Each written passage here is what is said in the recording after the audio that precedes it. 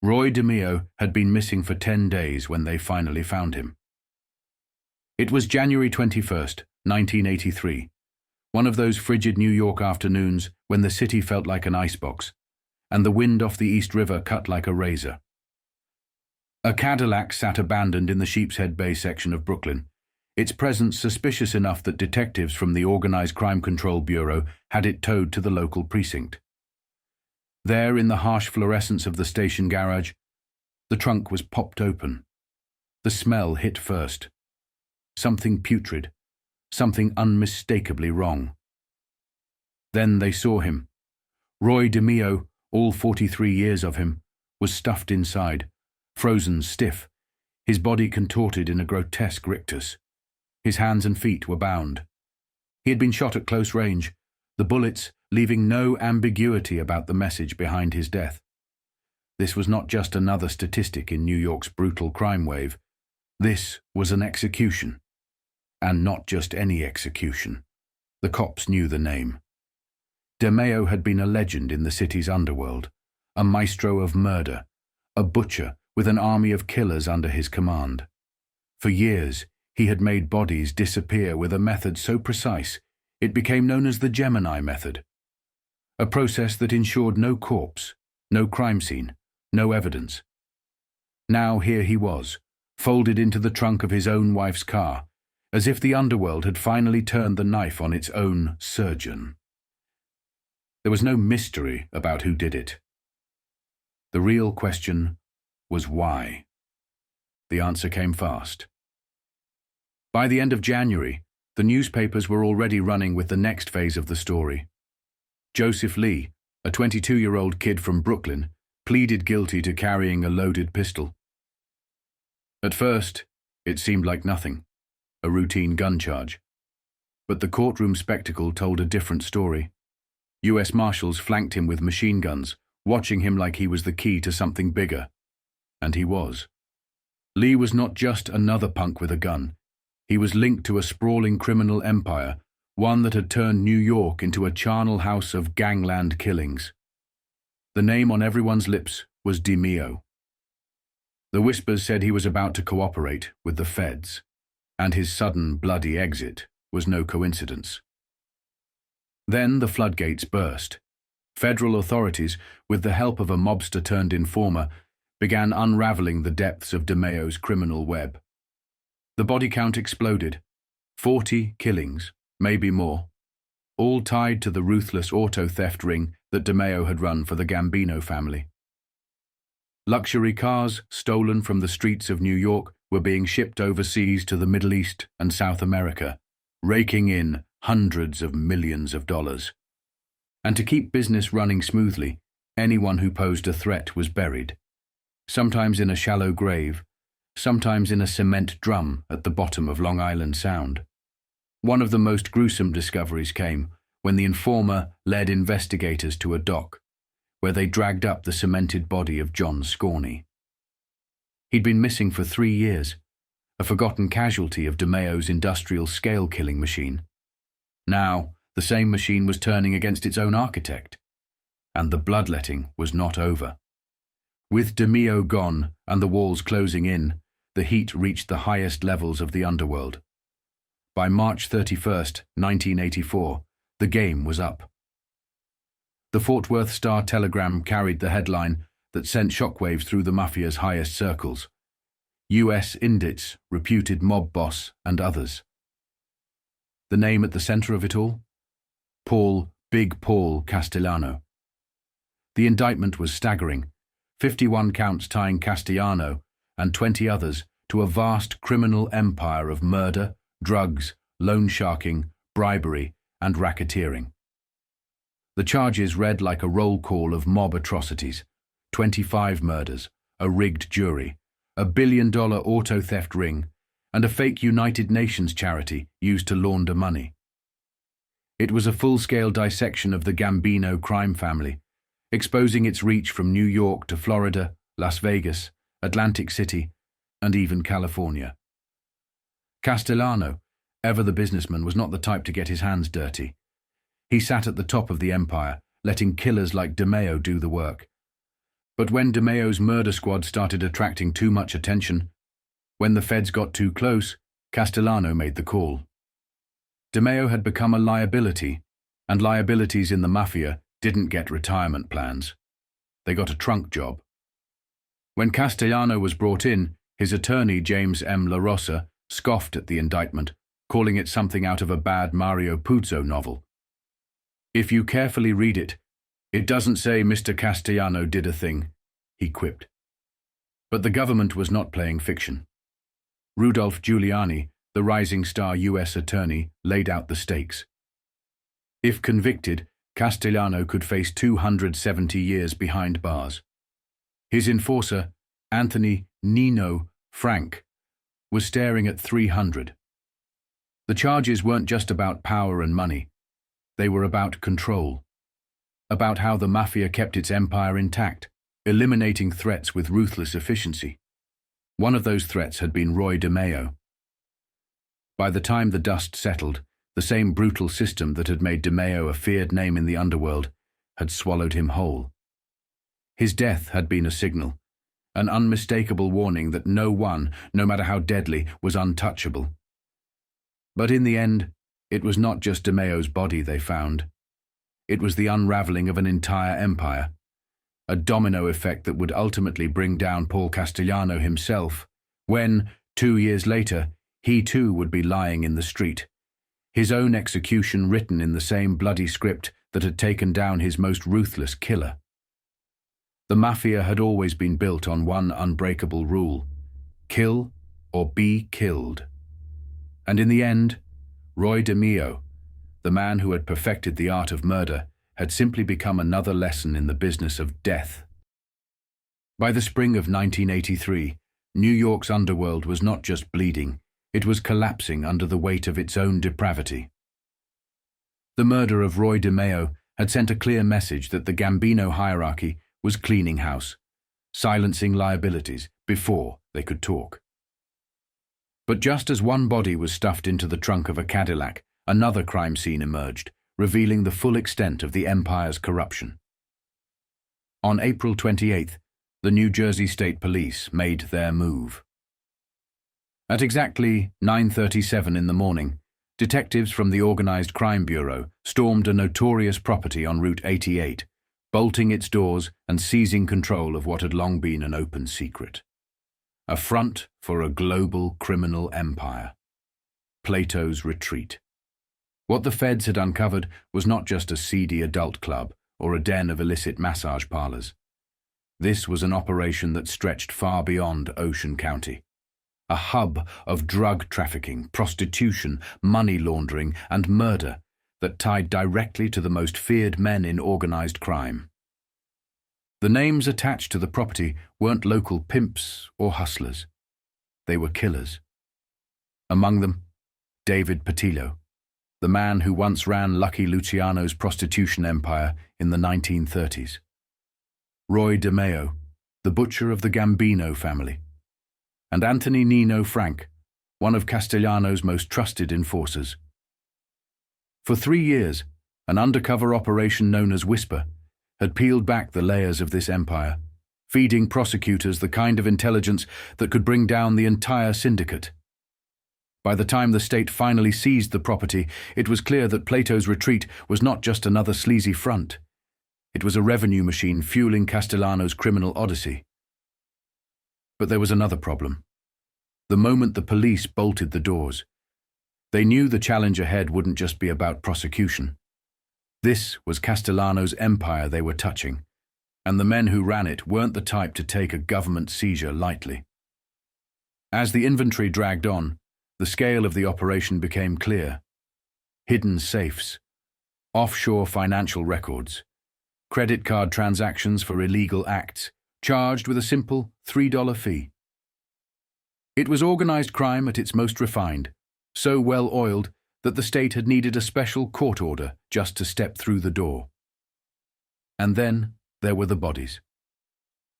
The New York underworld had always been built on fear, but in the spring of 1984, fear alone was not enough to keep its members silent.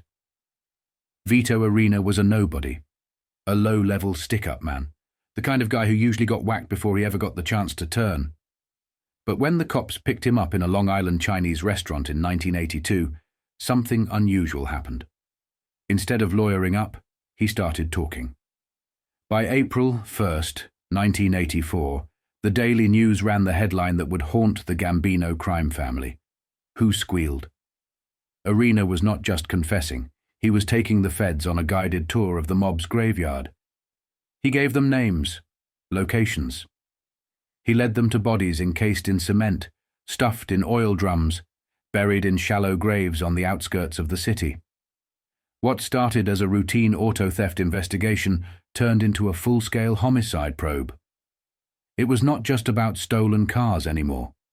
The feds were unraveling a network of 25 murders, including the execution of government witnesses, botched hits, and the quiet disappearances of anyone who had crossed Castellano's organization. The same network that had silenced Roy Deo was now coming undone, corpse by corpse. Arena's testimony didn't just confirm what the authorities already suspected. It exposed how deeply the Gambinos had corrupted the system. A bribed juror, a pipeline of stolen cars from the US to Kuwait, a prostitution network run by men who once worked with Lucky Luciano, and worst of all for Castellano, Arena was not the only one talking. 3 more mobsters flipped, each revealing more details, more graves, more evidence of an empire built on blood. For the first time in his reign, Big Paul was not calling the shots. The government was, but the feds knew the score. Every time they cracked the case open, the bodies kept falling. By January 1983, Deo had been found butchered in the trunk of a Cadillac. By March 1984, the indictments had come down, implicating Castellano and his inner circle in a staggering 51 counts of murder, racketeering, and organized crime. The final piece fell when Arena led detectives to the body of John Scorney, found cemented inside an oil drum in Center Morris Bay. It was the same method Deo had used to get rid of his victims. Only this time it was his own crew's handiwork being dug up. The writing was on the wall. For years, Castellano had ruled with quiet calculation, running his empire from his Staten Island mansion, keeping his distance from the blood-soaked reality of his men's work. But the storm that had been gathering for months had finally arrived. First, it was the discovery of Roy Deo's body, proving that even the Gambino family's most efficient killer was expendable. Then, it was the raid on Plato's retreat, stripping away the facade of legitimate business and revealing the crime syndicate's true reach. Now it was the informants, the men who had stood in the shadows of the organization, flipping one by one, their testimony filling the federal case with undeniable evidence. For Castellano, the walls weren't just closing in, they were crumbling. And yet the final act was still to come, because for all the power he had accumulated, for all the blood he had let spill to keep his empire intact, Castellano had forgotten one thing about the Mafia. When you show weakness, you don't just lose your kingdom, you lose your life.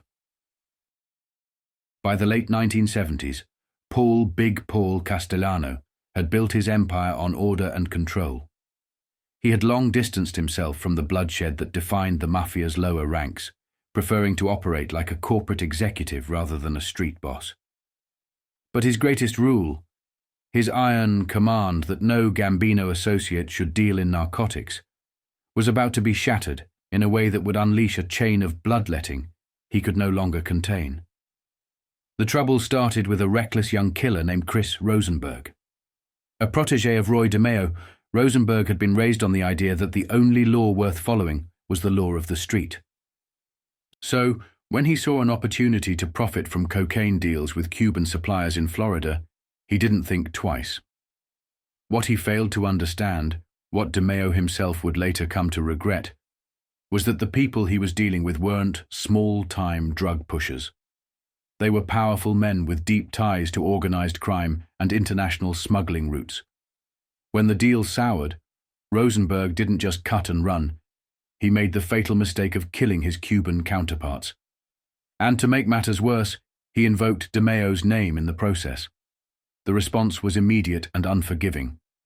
The Cuban bosses, infuriated by the betrayal, issued a blood oath: war with the Gambinos unless justice was served. When word reached Castellano, his reaction was swift. A lesson had to be taught, not just to the Cubans, but to every soldier in the family. Roy Deo received his orders. He had groomed Rosenberg, protected him, turned him into a remorseless killer. But now he was given an unthinkable command. He had to kill his own man. Days later, Rosenberg's mutilated body was found at Floyd Bennett Field.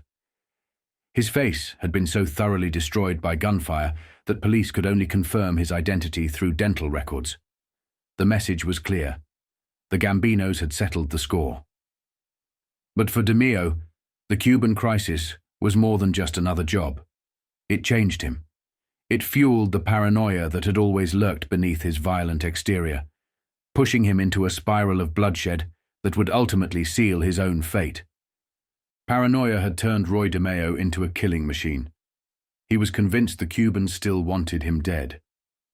Every unfamiliar car, every shadow in his rearview mirror, every unknown face, he saw them all as assassins sent to collect a debt.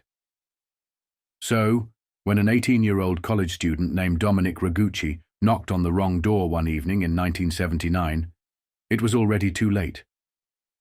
Ragucci had been selling door-to-door for a part-time job, completely unaware that he was about to become the latest name on DeMeo's ever-growing list of victims. The moment DeMeo saw him, fear took over. He saw an enemy, a threat, a Cuban gunman. Before Ragucci could explain who he was, DeMeo opened fire. The kid never had a chance. It was not just a murder. It was a mistake. A sloppy, senseless killing that made it clear DeMeo was losing his grip. And in the world of the Mafia, mistakes had consequences. By the time law enforcement pieced together what had happened, DeMeo was already gone. Executed in January 1983, his frozen corpse crammed into the trunk of a Cadillac. The other man involved in Ragucci's murder, Joseph Guglielmo, had disappeared. Police assumed the obvious. He had been silenced, just like DeMeo. 5 years after the murder, DeMeo and Guglielmo were posthumously indicted for Ragucci's killing as part of a larger case against the Gambino family. But indicting a dead man was not justice. It was just another headline in the unraveling story of an empire built on blood. If Paul Castellano thought eliminating DeMeo had closed a dangerous chapter, he was mistaken. By April 1984, the walls were caving in on him. On April 6th, the Daily News ran a front-page headline that captured the spectacle unfolding inside a Manhattan federal courtroom. Castellano and 16 others plead innocent. It was the latest in a string of indictments designed to cripple the Gambino empire. The charges were staggering: murder, extortion, narcotics trafficking and racketeering, all tied together in a sprawling 51-count indictment. But as Castellano stood before the judge, icy and unreadable, the courtroom buzzed with whispers of something far more ominous. Joseph Guglielmo, one of the key defendants, was missing. Federal authorities weren't fools. They knew exactly what had happened. Guglielmo had been whacked, just like DeMeo, just like the 6 other men who had been on the government's radar, 6 potential defendants who had met their end before they could ever step foot in a courtroom. Judge Shirley Cram demanded answers. She ordered prosecutors to disclose the names of any cooperating witnesses in the case. The government declined to comment. But in the back of everyone's minds, the truth was unavoidable. The Gambinos were cleaning house, eliminating anyone who might become a problem. And yet, for all their efforts, it was not enough. The feds had informants, more than one. As Castellano walked out of court that day, released on a $2 million bail, he knew what was coming. The mob had rules about loyalty, about silence, about what happened to those who crossed the line. But the old ways were crumbling. Informants were everywhere. Vito Arena had already given the government a guided tour of the Mafia's burial grounds, turning a simple auto theft investigation into a homicide probe. More men were flipping, leading authorities to bodies buried in marshlands, stuffed in oil drums, sunk in rivers. Even before Castellano's trial could begin, the killings continued. By April 1984, the Gambino crime family was not just under siege from law enforcement. It was imploding from the inside. And at the center of it all was Big Paul, still powerful, still feared, but now standing on ground that was crumbling beneath his feet. The days of blood and silence were ending. And soon, Castellano himself would learn the most ruthless lesson of all. When the Mafia's rules no longer protect you, they bury you. By the spring of 1984, the Mafia's golden age was over. For decades, the five families had ruled New York like an invisible government, an empire built on fear, silence, and blood. They had outlasted prohibition, evaded Hoover's denials, and embedded themselves so deeply into the fabric of American business and politics that taking them down seemed impossible. But as the Daily News declared on April 15, 1984, the Justice Department was no longer picking off low-level foot soldiers. They were coming for the bosses. For the first time since their formal organization in 1931, all five families, the Bonanno, Colombo, Gambino, Genovese, and Lucchese syndicates, were under simultaneous attack. The FBI, DEA, IRS, ATF, NYPD, and every other law enforcement agency with a badge and a vendetta had united in an all-out war against La Cosa Nostra. And at the heart of it all was Big Paul Castellano, the aging business-minded boss of the Gambino crime family, whose empire was crumbling faster than he could contain it. The war had begun years earlier, but by 1984, the battlefield was littered with the dead. The once invincible Gambino dynasty had become a bloodbath of betrayal, paranoia, and federal indictments. The most damning blow had come from a nobody, a stick-up man named Vito Arena. Vito Arena had never been a high-ranking figure in the Gambino family. He was a small-time crook, a low-level enforcer who made his money robbing dentists' offices, a petty, almost laughable crime in a world where murder was routine. But in June 1982, Arena found himself staring down a long prison sentence after an off-duty cop recognized him in a Long Island Chinese restaurant. And like so many before him, when faced with the choice between life in prison or betraying his brothers, he chose to talk. What he had to say was not just valuable, it was devastating. He was not just flipping on stolen cars or minor robberies. He was leading authorities on a guided tour of the Mafia's killing fields. A body stuffed inside an oil drum in Santa Mauritius Bay. A government witness, Patrick Penny, murdered before he could testify. A graveyard of 25 bodies, buried across the city, all tied to the Gambino family. The feds wasted no time. They pulled him into the witness protection program, gave him immunity, and turned him into a weapon against Castellano's empire. Arena was not alone. 3 more mobsters flipped, each providing more details, more bodies, more proof that the Gambino family was not just a criminal enterprise, it was a death factory. On March 30th, 1984, the US government delivered its killing blow, a 51-count federal indictment against Paul Castellano and 20 of his men. The charges read like a death sentence. 25 murders, loan sharking, drug smuggling, extortion, bribery, prostitution, weapons trafficking, a billion-dollar heroin ring, an international auto theft operation that funneled luxury cars from New York to Kuwait. But one detail stood out among the blood and crime. Castellano was accused of ordering the murder of his former son-in-law. The message was clear. No one was safe.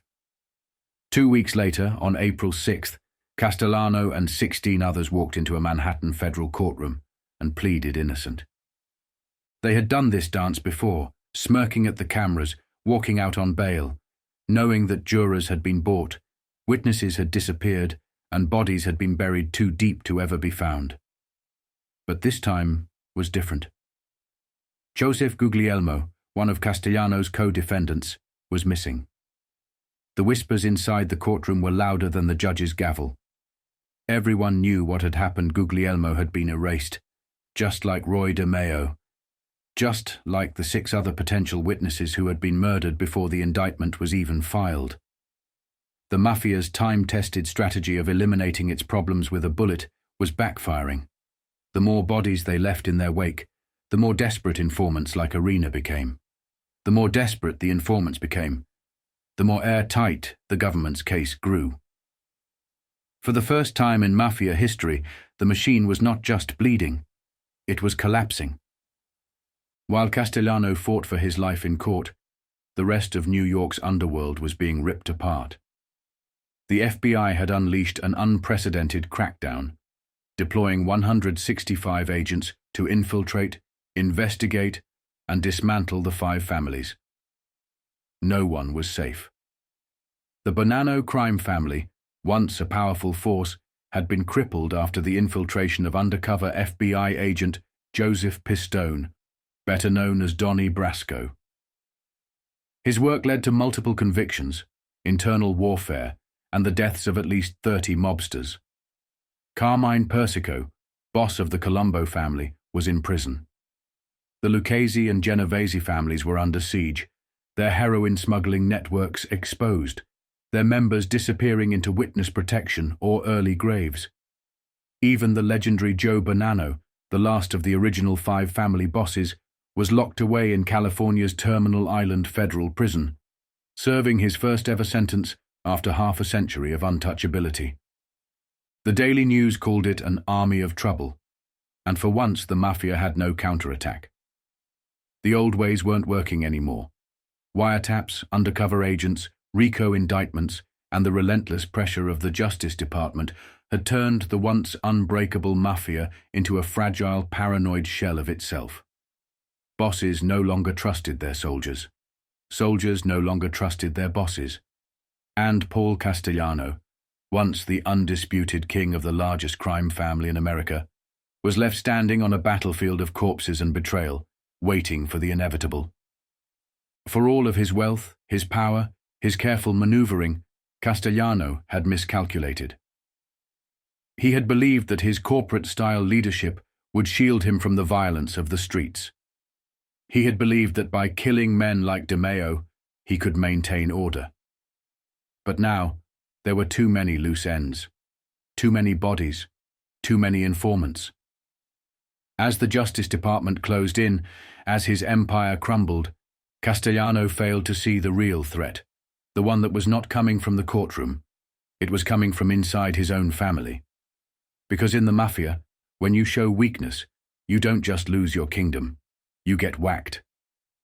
And Paul Castellano's death warrant had already been signed. By the summer of 1984, the Mafia was running out of places to hide. The FBI had spent years chipping away at its foundation, flipping low-level wise guys, wiretapping its captains, and building cases that stretched from New York to Florida, California, to Kuwait.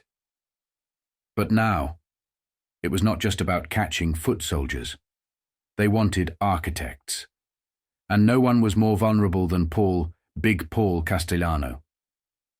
The Gambino boss had always run his empire like a Fortune 500 company, distancing himself from the blood and bullets, opting for suits over silk shirts. But the world around him was changing. The old rules were breaking down. Informants were no longer rare. They were everywhere. Prosecutors weren't just filing charges, they were stacking bodies.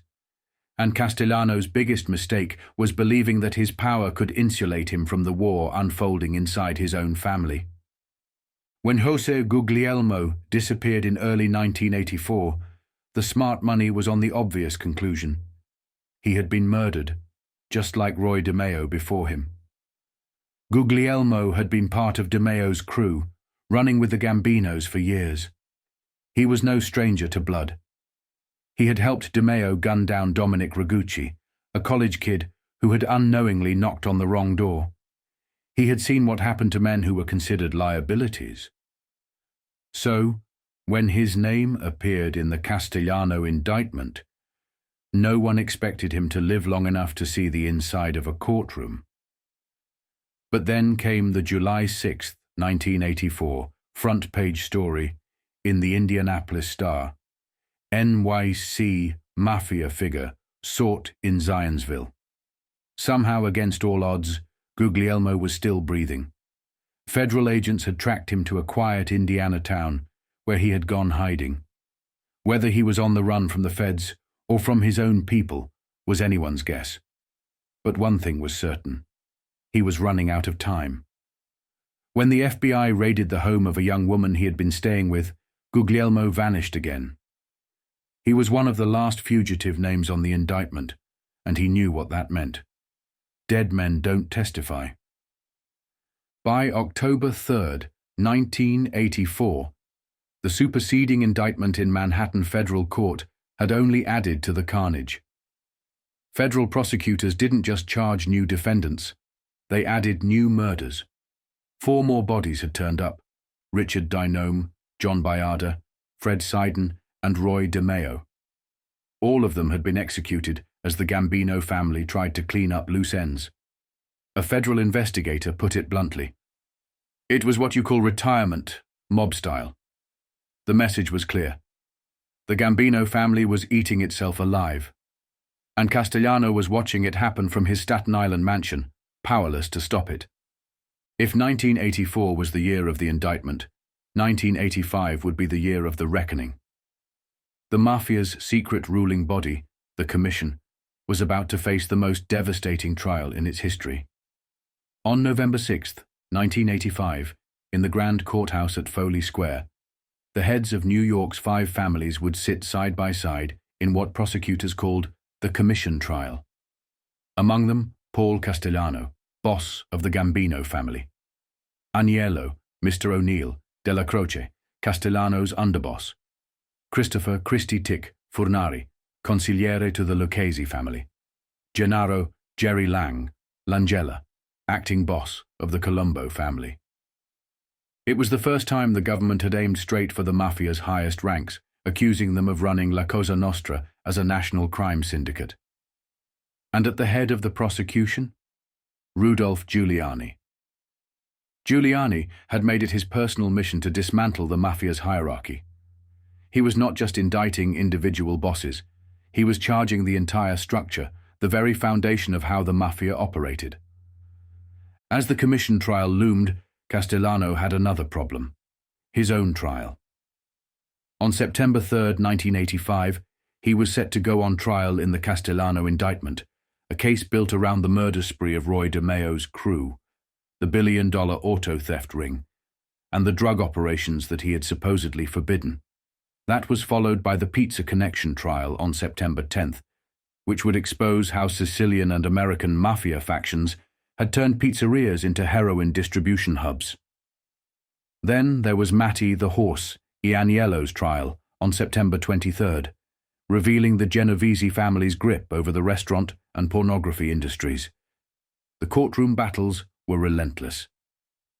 The FBI had finally learned how to dismantle the Mafia, not by taking out one soldier at a time, but by ripping out its entire command structure. For Castellano, the writing was on the wall.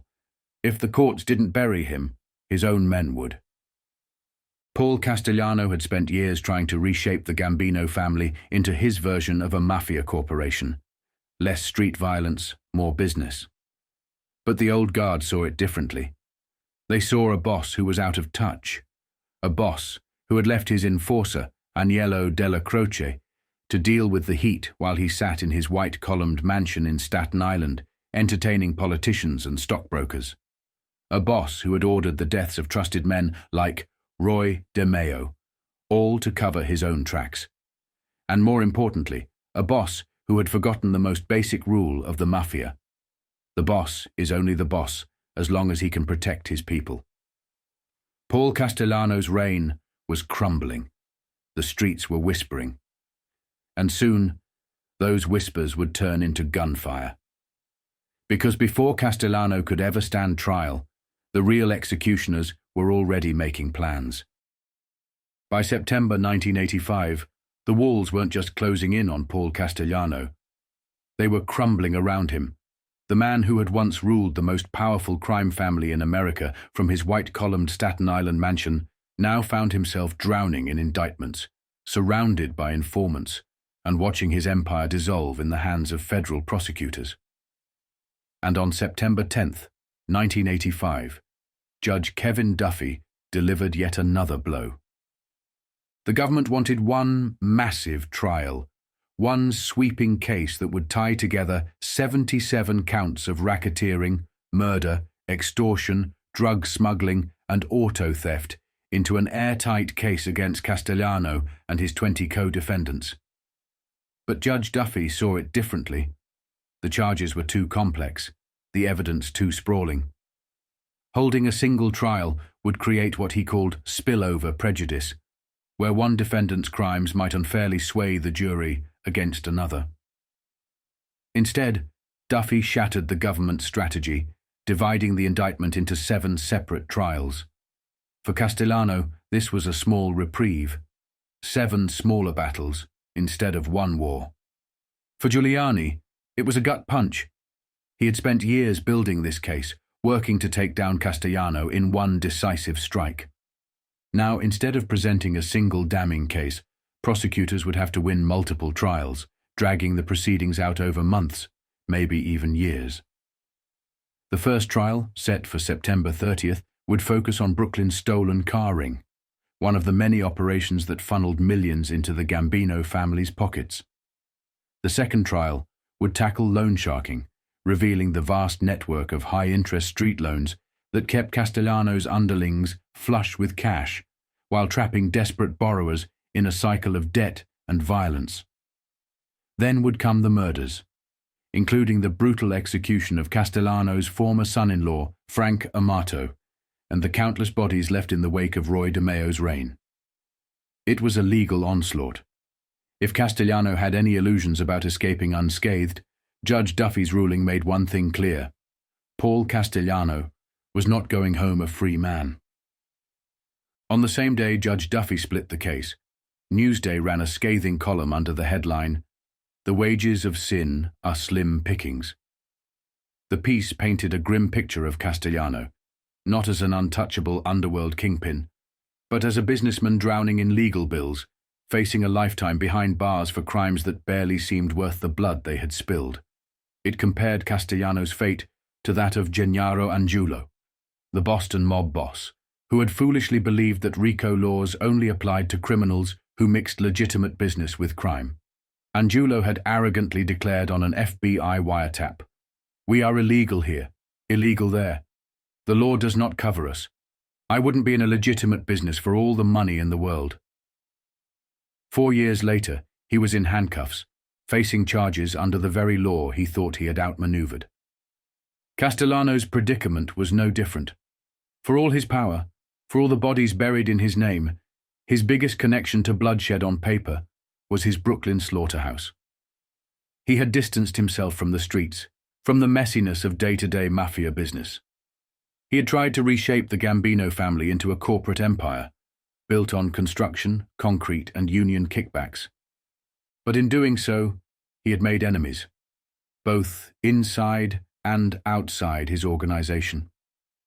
And now, after decades of rule, his legacy had been reduced to a 77-count indictment, with 25 murders attached, all for what seemed like pennies compared to the billions he once controlled. The column mocked the absurdity of it all. If ever there was a witness to the notion that crime does not pay, it would seem to be Paul Castellano. But the truth was, it was not just the law closing in on Big Paul. The real threat was coming from within his own family. As the summer of 1985 faded into fall, Castellano's world was collapsing faster than he could control it. Judge Duffy's decision to separate the trials meant Castellano would be spending the rest of his life in a courtroom, fighting battles he had no hope of winning. The FBI had turned his empire into an informant factory, Roy Deo's crew was gone, Joseph Guglielmo had disappeared, and the bodies kept piling up in Brooklyn's shallow graves. And while Castellano fought the government in court, he ignored the war happening on the streets. John Gotti, Castellano's rebellious capo, was watching, waiting, calculating. He saw what was coming. He saw Castellano stumbling under the weight of indictments and failing to handle the crisis brewing within his own ranks. He saw what the entire Mafia was seeing. Paul Castellano was no longer invincible. He was vulnerable. And in the Mafia, there was only one way to replace a weak boss. By the fall of 1985, Big Paul Castellano's criminal empire was no longer a well-oiled machine. It was a burning wreckage, collapsing under the weight of government indictments, betrayal, and mounting corpses. His most recent trial, the car theft case, laid bare the ugly truths of his failing rule. Once the untouchable don of the Gambino family, Castellano now found himself painted as a glorified CEO of a corrupt corporation, one whose employees had a disturbing habit of being violently removed from the payroll when they outlived their usefulness. And now, his own men were lining up to testify against him. On October 11th, 1985, Newsday laid out the devastating testimony that federal prosecutors were preparing against Castellano. The star witness, Dominic Montilio, nephew of Anthony Nino, a feared Gambino capo. Montilio was not just any witness. He had been the family's bagman. His job had been to personally deliver Castellano's share of the profits from one of the most lucrative criminal rackets in New York, an international auto theft ring that stole luxury cars, falsified paperwork, and shipped them to buyers in Kuwait, Puerto Rico, and the Middle East. And it was not just about stealing. Anyone who crossed the operation, who spoke too much, or who posed a threat, disappeared. At the center of this empire of stolen Cadillacs and bloodshed was Roy Deo's crew, cold-blooded executioners who had mastered the art of making bodies vanish. Federal prosecutors didn't hold back in their opening arguments. Paul Castellano was the president of the organization. Nino was his executive vice president. The Deo crew handled labor relations, the mob way, through murder. The government painted a grim picture of a business built on betrayal and death. Joseph Testa and Anthony Center, the Gemini twins, stole high-end cars and cleaned up after murders. Henry Borelli ran the export front, ensuring the stolen vehicles were sold overseas, while also acting as an executioner. Ronald Ustica, a legitimate auto dealer, contracted the Deo crew to eliminate his competitors. Two of those competitors, Ronald Falcaro and Khaled Daoud, had complained to the FBI. They were executed.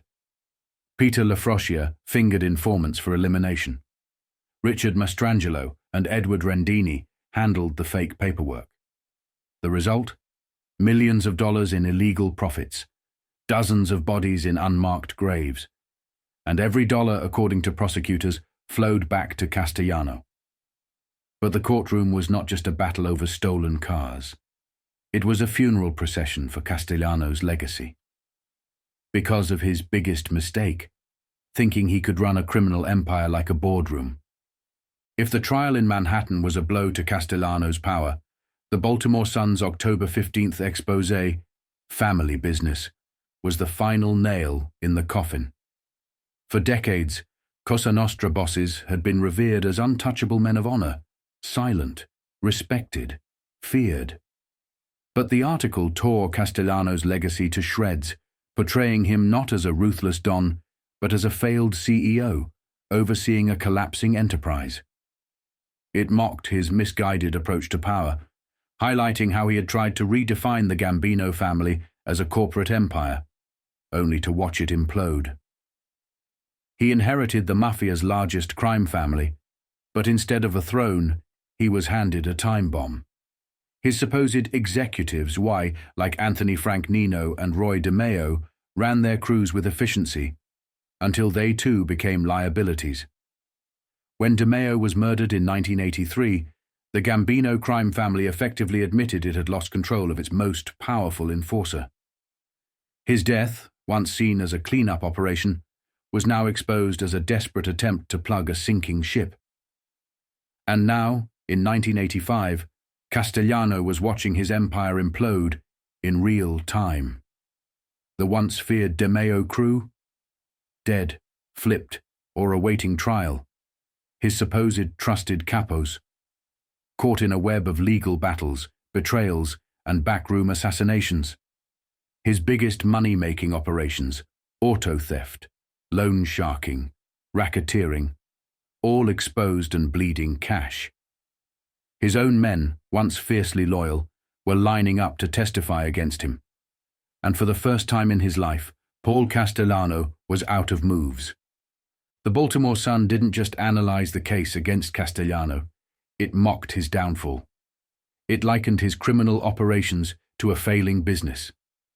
A workforce of highly skilled employees who specialized in breaking into Cadillacs, bypassing alarms, and selling stolen luxury cars overseas. A leadership structure that ensured profits trickled up to the top, until those same leaders retired their own people with bullets. A president who was more concerned with order than loyalty, who let his capos get away with murder until murder became the only thing left in the business. The irony. Castellano had questioned whether his men had gone too far in killing an informant's girlfriend. The same man who ordered Roy Deo's execution. The same man who profited off dozens of murders. Now wondering if things were getting out of hand. It was a far cry from the Mafia's golden age, when bosses like Carlo Gambino and Vito Genovese ruled with quiet authority. Castellano's reign had been marked not by success, but by paranoia, law enforcement pressure, and an inability to control his own men. And now, he was a don without a kingdom, a CEO without a company, a boss with no way out. By October 1985, it was obvious to everyone except Castellano. He was a dead man walking. His courtroom battles were only delaying the inevitable. His family, his real family, had lost faith in him. And most dangerous of all? His Mafia family had already chosen his replacement. While Castellano sat in courtrooms, drowning in indictments, John Gotti was gathering allies. The Gambino soldiers didn't want a businessman. They wanted a gangster. And soon, Castellano would be taken off the payroll for good. By the fall of 1985, Big Paul Castellano was not just fighting a legal war, he was drowning in blood. What had once been the most powerful and disciplined mafia empire in America was now a crumbling, chaotic mess, exposed by government informants, courtroom testimony, and an endless trail of bodies. And as the trial dragged on, the testimony turned darker, more gruesome, more damning, not just for Castellano, but for the entire Gambino crime family. On October 18, 1985, Newsday revealed the latest horror. Joseph Bennett, an admitted car thief, had been offered $20,000 to set up his own cousin, John Quinn, for execution. The price of betrayal? $10,000 for Quinn, and $10,000 for his girlfriend, Cherie Golden. Their crime: talking to the FBI. The offer came directly from Peter Lafrosia, a loyal soldier in Roy Deo's feared crew, who made it clear that this was no negotiation. DeMeo himself had reinforced the contract. John had to go. He had to be killed. Quinn and Golden never had a chance.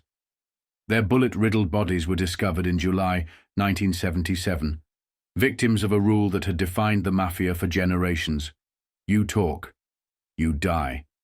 Bennett, already cooperating with the FBI on other cases, admitted that he refused to help but never warned his cousin. Instead, he saw Quinn one last time in Little Italy, alive, unaware, walking toward his execution. A few days later, Lafrosia smugly told Bennett, "Too bad you missed out on easy money." By the time Bennett recounted this story in court, Roy Deo was dead. Mafia was on trial, and Big Paul Castellano was running out of time. The revelations didn't stop there. On October 24, 1985, the Staten Island Advance published another witness account. Matthew Rager, a car dealer, had a gun shoved to his head by Henry Borelli, a soldier in the DeMeo crew. It happened in a hidden backroom of a Las Vegas night event at a Brooklyn VFW post in the late 1970s. Rager, unknowingly caught in a stolen car scam, had complained about being sold hot vehicles. His customer service response. Borelli, smirking, shoving a pistol against his skull, introducing himself with a chilling line. "Good evening. My name is Walter." Sliding the gun back into his jacket. Message delivered. Rager's testimony placed Borelli, DeMeo, and even Castellano's enforcer, Anthony Nino, right at the heart of the Gambino family's stolen car empire, built on fraud, fear, and execution. The courtroom erupted when Rager was asked to identify Borelli. "He's in the back, wearing a blue suit." Borelli, smirking, raised his fingers to his lips as if enjoying the spectacle. But this was no joke. Rager's testimony was not just about a gun to the head.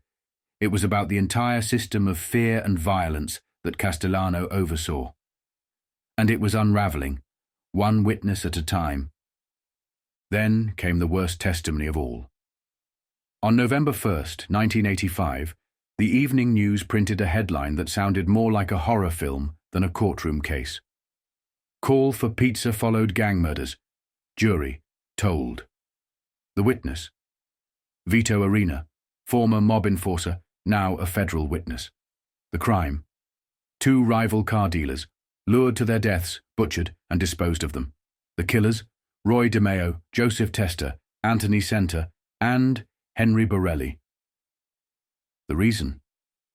The victims, Khaled Daoud and Ronald Falcaro, were suspected of planning to go to the cops. And that was a death sentence in the Gambino family. Arena described the night in brutal detail.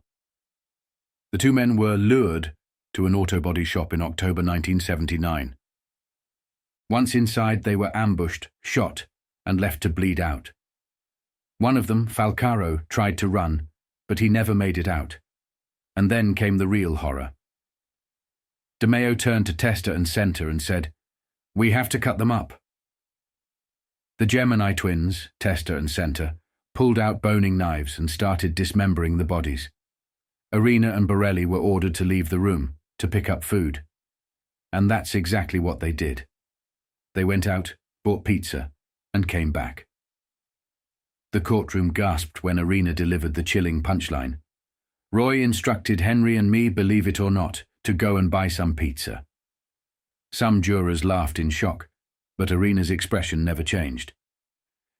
"It was not very funny," he added. Because this was not just another murder. This was a process, a factory of death. By now, the trials weren't about proving Castellano was a murderer. They were about proving he had built an empire that ran on murder. One by one, the prosecution was painting a picture of a criminal enterprise that didn't just silence enemies, it eliminated them with surgical precision. And Big Paul was at the top. But he was not built for this kind of war. He had spent years distancing himself from the bloodshed, running the family like a business. He had cut off the street guys, men like Gotti and Della Croce, while prioritizing Wall Street deals and union kickbacks. He had failed to see that his own men no longer feared him. And now, as the courtroom erupted with gruesome testimony, one thing was becoming clear. The Gambino family had lost faith in Paul Castellano, and the men who once answered to him were already planning his execution. Because in the Mafia, when a boss becomes weak, he doesn't retire. He gets replaced. And Castellano, his replacement was already waiting. By November 1985, the courtroom was a battlefield, and Paul Castellano was losing. The FBI's star witness, a self-confessed mob hitman and car thief, had taken the stand and, in the process, turned the trial into a grotesque spectacle, cross between a mafia bloodbath and a dark comedy of self-interest, betrayals, and absurdity. His name was Vito Arena, and he was not just spilling secrets. He was shredding the last remnants of Castellano's reputation, even as his own credibility fell apart. On November 5, 1985, the Fort Worth Star-Telegram pulled back the curtain on one of the Gambino family's most lucrative rackets, an international stolen car operation that stretched from New York to the Middle East. Arena's testimony painted a picture of a brutal but highly efficient criminal enterprise. Thousands of stolen luxury cars, millions in profits, a global reach from the docks of New Jersey to the streets of Kuwait. 5 murders tied directly to the operation. At the center of it all was Roy Deo, the ruthless Gambino enforcer who ran the ring with military precision until his own execution in 1983. But the ring faced problems beyond just the law. The Iranian hostage crisis in 1979 had unexpectedly thrown a wrench into their operation. Iran had been a prime buyer of stolen American luxury cars, with dealerships in Tehran and Qom taking in Cadillacs, Mercedes, and Porsches by the dozens. When Ayatollah Khomeini's revolution swept through Iran and American hostages were taken, trade with Iran collapsed overnight, and with it, one of the Mafia's most lucrative black market routes. Deo, always adaptable, found a solution. They rerouted everything to Kuwait. The cars kept moving. The money kept flowing. And in 1979, Deo introduced a new tool into the operational state-of-the-art device from California that could bypass any anti-theft ignition system in under 30 seconds. It gave the ring a technological edge over their competitors. Deo made it clear no one else in New York was getting their hands on it. But in 1980, the law caught up. A raid in Brooklyn seized dozens of stolen vehicles. Arena, sensing the walls closing in, quietly stepped away from the operation. In his place, a new soldier stepped in, Ronald Bulldog Turekian, a hard-nosed thug ready to enforce the rules with blood. And those rules? If you talk, you die. If you steal from the operation, you die. If you make the bosses nervous, you die. Just 2 days later, the Daily News flipped the script on Arena. The prosecution's star witness was not just a killer, he was an absurd one. His list of demands from the government sounded less like a deal for testimony, and more like a spoiled rock star's tour rider, plastic surgery. Because, as he put it, he looked like a cyclops. Better food in prison. He was furious over the smallest stake. Bruce Springsteen records, because even hitmen needed a soundtrack. A facelift for his 23-year-old lover, Joseph Lee, because why should only one of them look good? And if his story ever made it to Hollywood, he wanted Tom Selleck to play him. The courtroom erupted in laughter, but Castellano didn't flinch. He sat stone-faced, shaking his head. The real issue was not the ridiculous requests, it was the cracks forming in Arena's story. In 1983, when Arena first testified before a grand jury, he had never mentioned Castellano's involvement. Now, in 1985, he was calling Castellano the boss of the entire operation. Which version was the truth? Had he suddenly remembered Castellano's involvement? Or was he throwing Big Paul's name in to save himself? You're nuts, counselor. A week later, November 13th, 1985, the Staten Island advance blew the trial wide open. Arena was changing his testimony in real time. Defense attorneys ripped into him, tearing apart inconsistencies in his story. He backtracked on details of a 1978 murder. He suddenly was not sure if he had seen a crew member use a sledgehammer on a victim. He admitted to misremembering key details. But one thing never changed. He refused to back down from his claim that Castellano was the true boss of the operation. When Castellano's lawyer, James LaRosa, cornered him with his own words. Arena shot back, "You're nuts, counselor." La Rosa was not laughing, because at that moment it was clear that Arena was not on trial. Castellano was, and no matter how absurd or unreliable Arena's testimony seemed, it was not going away. By mid-November 1985, the damage was done. Yes, Arena's testimony was wild, inconsistent, and borderline ridiculous. But it didn't have to be perfect, because it was reinforced by mountains of evidence. The stolen car empire was real. The murders were real. The bodies were real. And at the top of it all sat Paul Castellano, a man who had once ruled the Gambino family like a corporate empire, only to watch his business fall apart in front of a jury. The Mafia had always been built on silence, loyalty, and fear. But Castellano's courtroom nightmare proved one thing. When the government pressures the right people, the silence shatters. And when the Mafia loses its fear, the bosses become disposable. Because while Castellano was still fighting in court, his own men were plotting something far deadlier. The real verdict wouldn't be decided by a judge. It would be decided in the streets. And Paul Castellano? His sentence was already written. By December 1985, Big Paul Castellano was no longer just on trial in a federal courtroom. He was on trial in the underworld. For decades, he had cultivated an untouchable image, sitting in his Staten Island mansion, far removed from the blood and chaos that defined his empire. But in Manhattan Federal Court, that illusion shattered. Because for the first time, someone from the inside had linked him directly to the money, and not just anyone. Dominic Montiglio, his own capo's nephew, a man who had been inside the Gambino family's criminal machine. A man who had driven the envelopes of cash straight to Castellano's hands. The jury didn't need to understand the mob's intricate structure. They didn't need to know who ordered what hit or how many bodies were buried in New York's desolate junkyards. All they needed to see was one indisputable fact. Big Paul was taking the money. And that meant he was guilty. On December 5th, 1985, Montiglio took the stand. The courtroom held its breath as he cut through decades of Mafia silence. Every Sunday night, he said, his uncle, Anthony Nino, would head up to Castellano's Staten Island mansion on Tot Hill. He never came empty-handed. His jacket pockets bulged with envelopes, thick with $100 bills, bundled with rubber bands. Where did the money come from? Roy Deo's stolen car ring.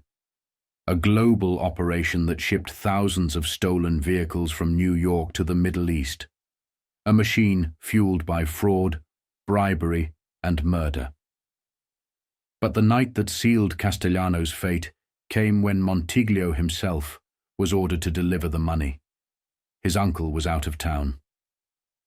Deo handed him the envelope. Inside were thick stacks of cash. Deo didn't want a paper trail. He pulled 4 stacks out, leaving 6 inside. He wrote something on a slip of paper, then crumbled it up in his fist. "Better you go without any records," he said. So Montiglio went. He drove to the Meat Palace, Castellano's headquarters. He handed the envelope to the boss. He turned around and left. In the witness stand, Montiglio paused. Then he stared directly at Castellano, now 73 years old, sitting expressionless. The boss didn't move, but next to him, Anthony Nino's eyes burned with rage, staring at the nephew who had just betrayed the entire family. For years, Castellano had pretended to be above it all. He was not like the old street guys, the ones who got their hands dirty with drugs, loan sharking, and murder. He was a businessman. He controlled unions, trucking, the meat industry, a white-collar gangster with $1 million mansion, not a thug in a back alley. He had tried to separate himself from the Deo crew, claiming he had nothing to do with them. But Montiglio's testimony erased that lie forever. The money came from DeMeo's crew. It moved through Anthony Nino, and it landed directly in Castellano's hands. The jury didn't need to hear any more. Paul Castellano was a Mafia boss, just like all the rest. The trial was not even over yet, but in the streets, his sentence was already decided. Because while the courtroom put Castellano on trial legally, the Mafia had put him on trial for something far worse. Weakness. By December 1985, Castellano was not the Gambino boss anymore. Not really. His underboss, Agnello Neil Della Croce, was dying of cancer. John Gotti was making moves. His own men had lost faith. And now? His own crew was flipping on him. His own captains were questioning his leadership. His own organization was deciding, privately, silently, that he had to go. Paul Castellano had spent his life playing the role of a king. But in the Mafia, when a king shows weakness, he doesn't retire. He gets replaced. And Castellano's replacement was already waiting. It was John Gotti. And within 2 weeks, the final betrayal would come.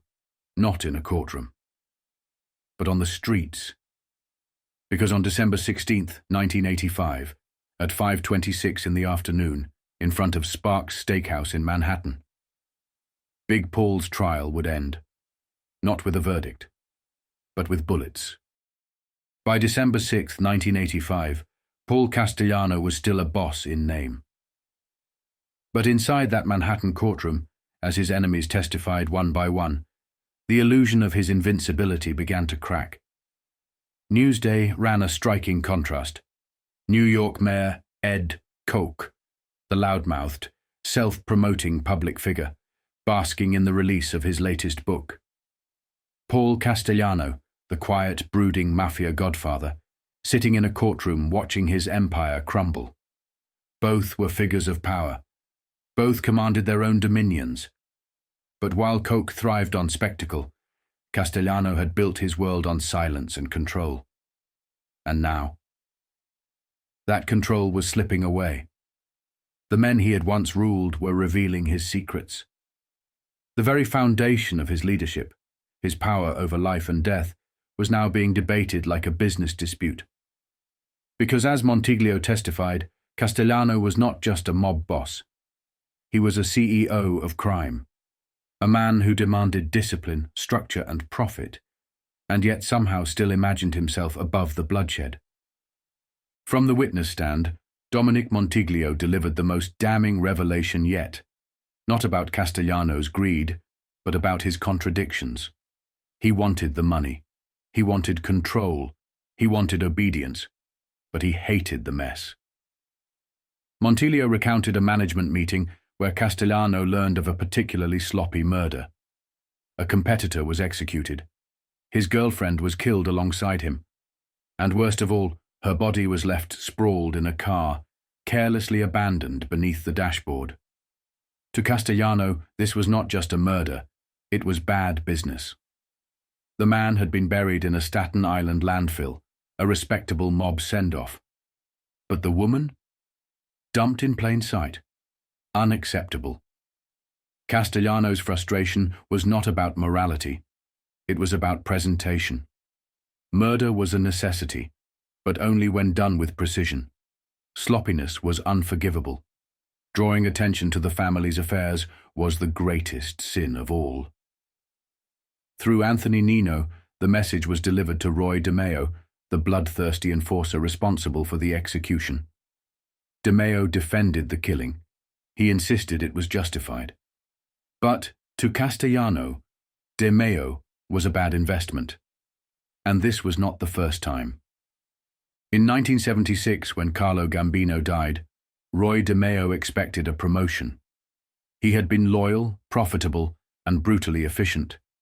His crew had racked up a staggering body count, erasing problems with bullets, knives, and bone saws.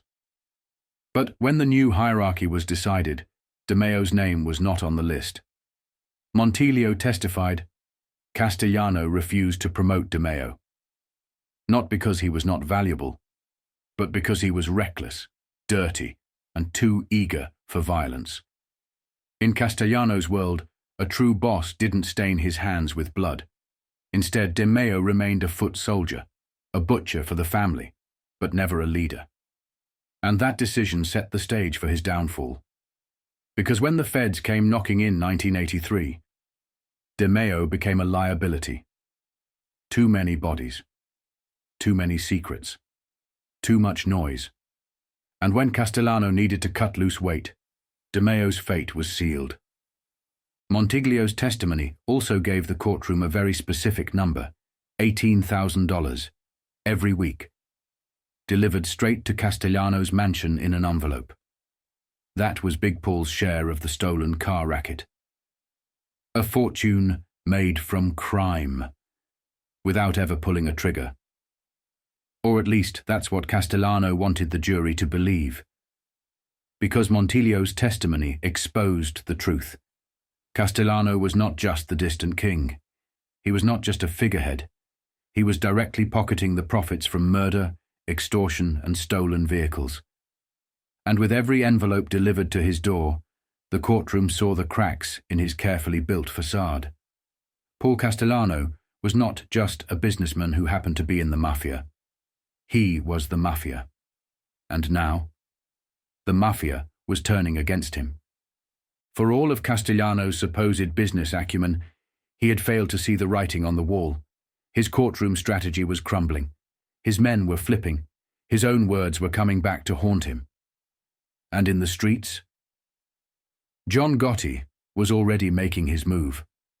The whispers had begun. Castellano's future wouldn't be decided by a judge. Because in just 10 days, on December 16th, 1985, outside Sparks Steakhouse in Midtown Manhattan, the trial would be over.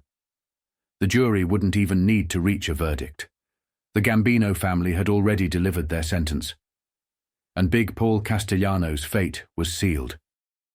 The winter wind whipped through Manhattan, biting at the faces of commuters crowding the sidewalks near Sparks Steakhouse. It was the evening rush, December 16th, 1985, and the streets hummed with the chaos of a city that never slowed down. But within seconds, the bustle turned to bedlam. The sharp, metallic crack of gunfire ripped through the air, and two bodies collapsed onto the cold pavement. The blood pooled quickly, soaking into the concrete beneath the sprawled figures of Paul Castellano and Thomas Bilotti. Big Paul, the Don himself, lay face up under the midtown lights, his eyes wide, as if stunned that his life, the empire he had built on blood and business, had ended on a sidewalk. No warnings, no deals, just bullets. To the world, Paul Castellano had been the embodiment of the modern mafia boss, rich, polished, and insulated from the gutter violence that fed his fortune. He owned butcher shops, controlled trucking companies, and brokered deals with tycoons like Frank Perdue. He's a millionaire purely on his legitimate businesses, a Brooklyn prosecutor once sneered. But everyone in law enforcement knew the truth. Behind Castellano's tailored suits and Staten Island mansion was a man whose reach extended from the Brooklyn waterfront to the neon-drenched streets of Las Vegas. Castellano's story was a classic in the underworld anthology. Born into crime, he bootlegged during Prohibition, a kid among legends at the infamous 1957 Appalachian Summit, where the FBI's ambush first cracked the Mafia's myth of invisibility. Blood bound him to power. Carlo Gambino, his cousin and brother-in-law, welcomed him to America and later crowned him king of the Gambino crime family after his own death in 1976. Gambino had chosen Castellano over his fiery underboss Agnello della Croce, a decision that would fracture the family. The Gambinos were different under Big Paul. He ran the family like a corporation, preferring quiet influence over street warfare. Under his rule, the family infiltrated unions, corrupted the food industry, and turned pizza parlors into fronts for human smuggling. A federal report to the Senate Judiciary Committee in 1983 described the Gambinos as not just a crime family, but an empire stretching from New York to California. Yet, whispers in back rooms painted a different picture. Castellano was a boss in name, but Della Croce, the enforcer with the army of killers, was the real power behind the throne. But Agnello Della Croce was dead. Natural causes, they said, just weeks before Castellano met his end. And with Della Croce gone, Castellano's shield disappeared. His new second-in-command, Thomas Bilotti, was feared but not respected. To the soldiers who bled for the family, Castellano was a businessman, not a boss. He had broken the code, putting money over loyalty, greed over tradition. The hit was a spectacle, carried out with chilling precision. As Castellano and Bilotti stepped from their black Lincoln, three men, their faces hidden beneath trench coats and cold stares, opened fire with automatic weapons. The Don never had a chance to speak his final word. "It could be the beginning of a crime war," warned FBI agent Thomas Shear, his voice heavy with the knowledge of what was coming. Castellano's death was not just murder, it was mutiny. The old guard had fallen, and the streets were about to run red with the battle for the throne. The police found no murder weapons, no immediate suspects. But those in the know didn't need names. The streets already whispered one. John Gotti, the street-savvy captain from Queens who despised Castellano's rule and refused to bow to a man he called the boss of bosses, with thinly veiled contempt. The old ways were dead, buried with Paul Castellano on a Manhattan sidewalk. And in their place, a new king was coming, one who would trade the backroom deals for front-page headlines and drench New York City in a new era of blood. New York. To Joseph Bonanno, the old godfather who had seen the tides of power rise and fall for half a century, it was more than a city. It was the volcano, a roaring furnace where fortunes, lives, and legacies burned to ash. Most of the old boys died in the conflagration, he once said. Last week, the flames consumed another, Paul Castellano. With his body still warm under the Midtown lights, Castellano joined a grim fraternity. Joe the Boss Masseria, Albert Anastasia, Carmine Galante, Joseph Colombo, bosses who ruled with iron fists and met bullets for their trouble. Yet through every headline-grabbing hit and every bloody power play, the city remained the Mafia's kingdom, a place where skyscrapers stood like sentinels over a criminal empire that reached into every union hall, every construction site, every shadowed alley. The five families, Gambino, Genovese, Lucchese, Colombo, Bonanno, did more than break laws. They broke lives. Workers felt it in their paychecks, sold out by corrupt unions. Shoppers felt it in their pockets, paying mob-inflated prices for garbage collection and groceries. Junkies felt it in their veins, shooting up with heroin the families imported by the boatload. The numbers were staggering. The mob's grip on construction alone jacked up costs in the city by 20%. A garbage cartel on Long Island squeezed an extra $10 million from local pockets every year. In the city, commercial waste collection fees soared 50% under their thumb. John Hogan, head of the FBI's New York Bureau, didn't mince words. The mob hits us on the job, hits us in stores, hits us in the houses we live in, on the roads we drive on. But something else was in the air, something that smelled like change. Beneath the Mafia's steel facade, cracks were spreading. The old guard was dying, some in prison, others in coffins. Michael Franzese, a rising star, barely 33 years old, was facing federal charges for swindling New Jersey out of $3 million in gasoline taxes. But most of the family leaders? Old men. In 1983, the police counted 250 made men in the Gambino family. Only 10 were under 50. The streets were shifting too. Where Italian bookies once ruled, Hispanic and black crews were moving in, snapping up a quarter of the city's gambling rackets. Even the drug trade, the mob's golden artery, was losing its pulse. Their share of New York's heroin imports had dropped far below the 50 to 70% they controlled just 4 years earlier. But if the government smelled victory, some knew better.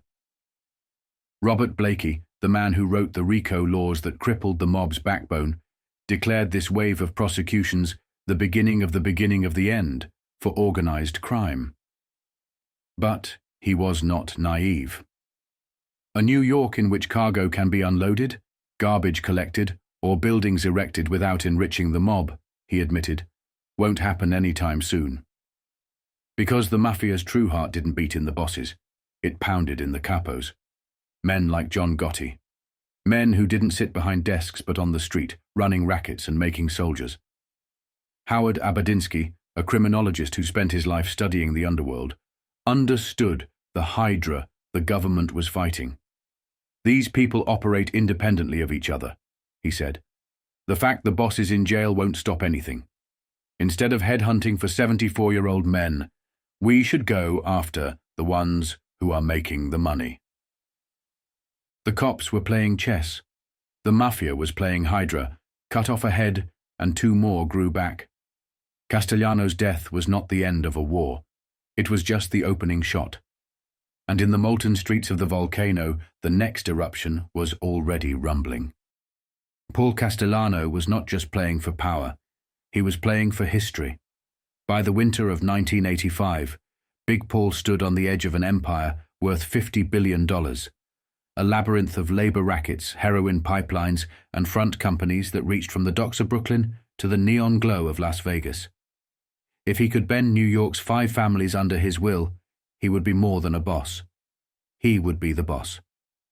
The first and only godfather of an American mafia once ruled by a council of equals. But this was not 1954, when the Justice Department's organized crime section was a fledgling office with 10 lawyers and a dream. It was 1985, and the feds were in their golden age of surveillance. The FBI had 10,000 agents hunting the mob, armed with wiretaps, informants, and cameras that saw through walls. Castellano knew they were watching hell. Everyone knew they were watching. But he thought he could outplay them. His gamble was the ultimate power move. He saw La Cosa Nostra cracking, the old dons dying off, the street soldiers running wild, and the great national network that once stitched crime families from Buffalo to New Orleans into a seamless syndicate was falling apart. The West had crumbled. Chicago's throne was in chaos. Joe Aiuppa, the boss behind the Vegas skim, was on trial, and his right-hand man, John Cerrone, faced the same fate. Their muscle in Vegas, Anthony Spilotro, Tony the Ant, was not faring much better. Open-heart surgery had him trading shakedowns for push-ups, ordered by a judge more interested in his cardiac health than his criminal enterprises. Milwaukee, once a loyal cog in the Chicago machine, was coming apart at the seams. Frank Balistrieri, the local czar, was on trial alongside Aiuppa and Cerrone, his empire teetering. Cleveland? Dead. Its don was buried, its underbosses locked away. Even Kansas City, soaked, fearsome Kansas City, was shattered. Nick Civella, the architect of the casino skim, was 6 feet under. His brother Carl was in prison, having pleaded guilty to the same heist. His enforcer, Carl DeLuna, was already in the federal cage. And New Orleans. Carlos Marcello, the infamous little bantam rooster of the South, was locked up and miserable. The man who once made senators squirm was now just another inmate with a rap sheet and a grudge. The national web that once made the Mafia a shadow government was frayed and broken. The dream of a unified underworld was a relic. Of the old titans who built it in 1931, only one still breathed, Joe Bonanno, and he was wasting away in a Missouri prison hospital. But New York, still held the crown jewels. The 5 families were the last citadel. Control them, and you controlled everything. Castellano already had the Gambinos, the richest and most powerful of them all. And with Della Croce gone, He no longer had to share power with the street-hardened faction that despised him. He had used the commission like a blade, cutting down rivals from afar. When Carmine Galante, who swaggered out of prison promising to make Carlo Gambino dance a jig in the street, became a problem, Castellano and the commission sent his death warrant. Galante died with a cigar clenched between his teeth and his ambition bleeding out on a Brooklyn patio. When Angelo Bruno, the so-called gentle Don of Philadelphia, grew too powerful, the commission greenlit his execution. Bruno's brains painted the front seat of his Cadillac, and the Philadelphia mob descended into civil war. 27 of his men followed him into the grave. But this time, the hit was not coming from another city. It was coming from within. The man who wanted him gone was not a rival family boss or some upstart from the Midwest. It was his own man. John Gotti, the streetwise prince of the Bergen Hunt and Fish Club, saw Castellano as an old man playing corporate games with a family built on muscle and murder. He hated Paul's greed, hated his rules, and most of all, he hated that Castellano would rather send him to prison than share power. So on December 16th, 1985, Castellano walked out of his Lincoln to meet his fate. He thought he was going to dinner. Instead, he met the cold, indifferent stare of a gun barrel. In seconds, he was a broken heap on the sidewalk, his head and face torn to ribbons, his ambitions seeping into the cracks of 46th Street. His death was not just an execution, it was a message. The world Big Paul wanted to rule, the world of Sicilian codes, quiet murders, and empires built on silence, was over. The next world would belong to John Gotti, loud, brash, flashy, and deadly. The dice had been rolled, and for Paul Castellano, the man who wanted to own the table, there were no second throws.